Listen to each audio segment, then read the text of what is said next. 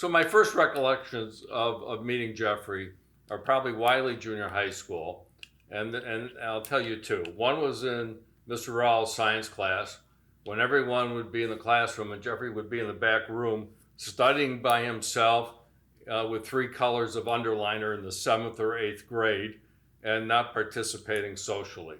He was a nerd back then. He's probably a nerd still. The other thing is when playing in Wiley football, he was a halfback.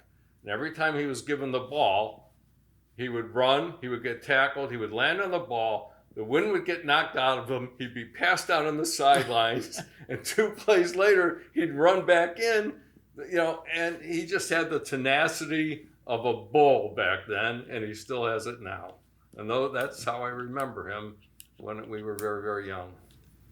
When I went to college, you don't have a lot of friends. I wasn't the guy who went out or had friends. I hated the fraternity. And I had good friends like David Sharp, who were my roommate in college. I loved David.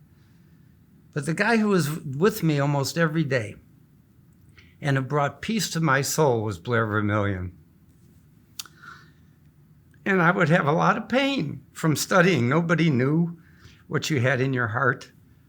And after dinner, we would go into the social hall and Blair would play the piano. It was like unbelievable peace. And he played at our wedding.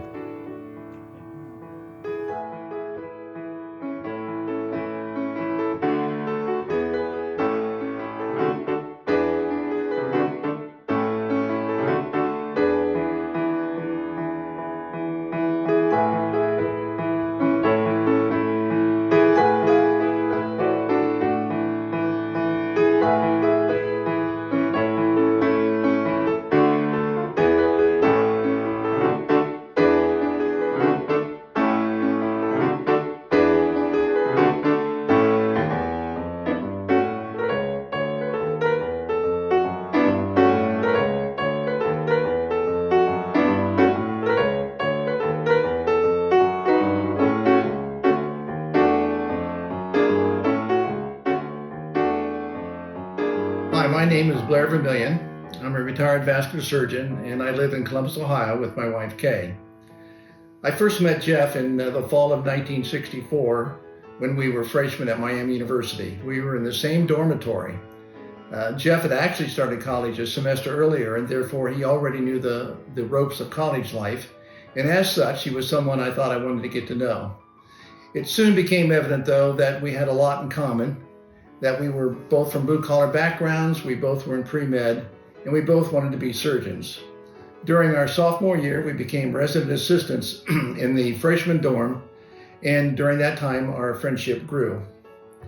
We became study buddies and spent many hours in the library studying, and not to mention the countless hours that we spent doing all-nighters before the organic chemistry test.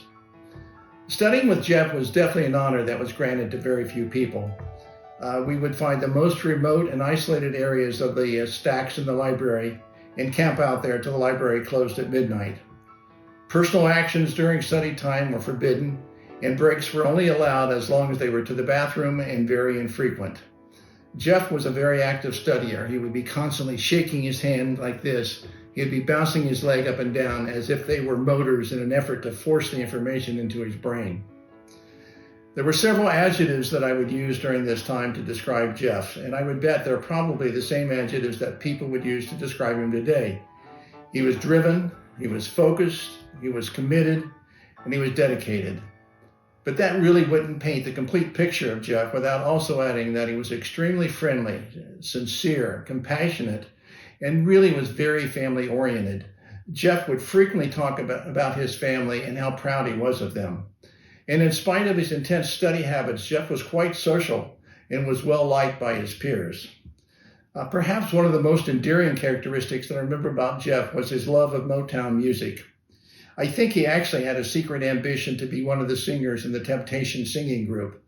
He would be constantly coming down the hallway. He would be snapping his fingers, bouncing his head, singing some Motown song.